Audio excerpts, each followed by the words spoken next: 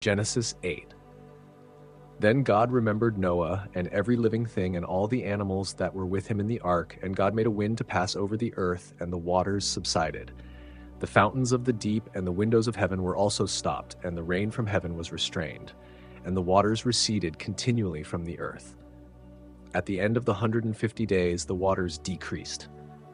Then the ark rested in the 7th month, on the 17th day of the month, on the mountains of Ararat, and the waters decreased continually until the 10th month. In the 10th month, on the first day of the month, the tops of the mountains were seen. So it came to pass at the end of 40 days that Noah opened the window of the ark which he had made. Then he sent out a raven, which kept going to and fro until the waters had dried up from the earth. He also sent out from himself a dove to see if the waters had receded from the face of the ground. But the dove found no resting place for the sole of her foot, and she returned into the ark to him, for the waters were on the face of the whole earth.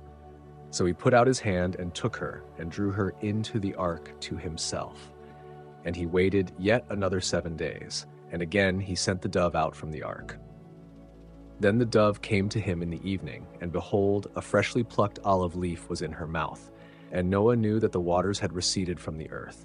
So he waited yet another 7 days and sent out the dove, which did not return again to him any more. And it came to pass in the 601st year, in the 1st month, the 1st day of the month, that the waters were dried up from the earth. And Noah removed the covering of the ark and looked, and indeed the surface of the ground was dry. And in the 2nd month, on the 27th day of the month, the earth was dried. Then God spoke to Noah, saying, Go out of the ark, you and your wife, and your sons' wives with you. Bring out with you every living thing of all flesh that is with you, birds and cattle and every creeping thing that creeps on the earth, so that they may abound on the earth and be fruitful and multiply on the earth. So Noah went out, and his sons and his wife and his sons' wives with him. Every animal, every creeping thing, every bird, and whatever creeps on the earth, according to their families, went out of the ark. Then Noah built an altar to the Lord, and took of every clean animal and of every clean bird, and offered burnt offerings on the altar. And the Lord smelled a soothing aroma.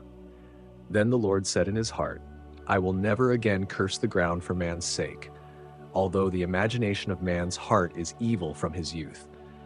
Nor will I again destroy every living thing as I have done. While the earth remains, seed time and harvest, cold and heat, winter and summer, and day and night shall not cease.